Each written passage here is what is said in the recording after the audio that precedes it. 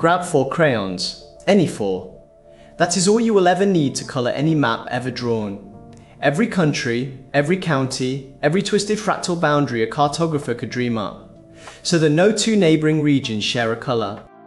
4 is always enough. That single fact took over a century to prove, and when the proof finally arrived, it broke something. Not the theorem. Mathematics itself, its oldest assumption about what a proof even is. The only known proof requires a computer to check 1,936 separate cases. No human has ever verified them by hand. No human ever will. So here is the real question. If you cannot check a proof yourself, is it actually a proof? Start with a map. Any map. The regions are the countries.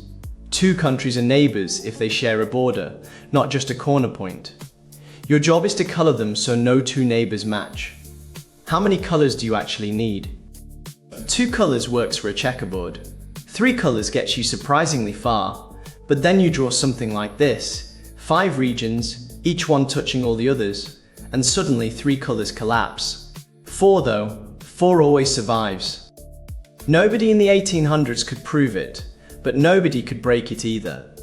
Francis Guthrie noticed it while coloring a map of England in 1852. He asked his brother, who asked the mathematician Augustus de Morgan, who could not prove it either. And so began one of the longest open problems in mathematical history. To actually attack it, you have to translate the map into a language mathematics can grip. That reformulation is not just notation. It strips away all the geography and leaves the pure combinatorial skeleton. Now the machinery can start. The first real weapon is Euler's formula. For any connected planar graph, the number of vertices minus the number of edges plus the number of faces, including the outer infinite face, always equals 2. That constraint puts a ceiling on how dense a planar graph can get. Specifically, it forces every planar graph to have at least one vertex with 5 or fewer neighbors. You cannot build a planar graph where every vertex touches 6 or more others. Euler's formula forbids it. That vertex with degree 5 or less. It is your entry point. Here is the core strategy. If you could show that every planar graph must contain at least one of a specific set of local patterns, called unavoidable configurations, and that each pattern can be safely reduced without changing the colorability of the whole graph, then you could always peel the graph down, color the smaller version, and rebuild. This is called the reducibility approach. Kenneth Appel and Wolfgang Haken spent years building that set. Their discharging method, a kind of mathematical load balancing across the graph, proved the configurations were unavoidable. But checking reducibility for each configuration? That required testing enormous numbers of possible colorings around each pattern. 1,936 configurations. Each one verified by computer. Appel and Haken announced the proof in 1976, and the mathematics world did not cheer, it argued.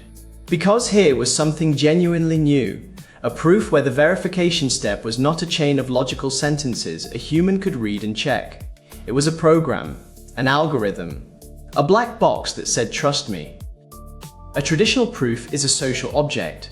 You write it, a colleague reads it, they find errors or they don't, and the community converges on certainty. That process works because human minds can hold the whole argument. The Appel-Haken proof shattered that assumption. You could verify the code, you could rerun the computation, but you could never sit down and read the 1,936 cases the way you would read Euclid. Since then, multiple independent computer verifications have confirmed the theorem, including a fully formal proof checked by the Coq Proof Assistant in 2005. The theorem is almost certainly true, but the discomfort never fully left. Because what the 4-color theorem really proved is that mathematical truth and human understanding are not the same thing, and that gap, once opened, does not close. 4 crayons, 1 proof. And a question we are still living inside.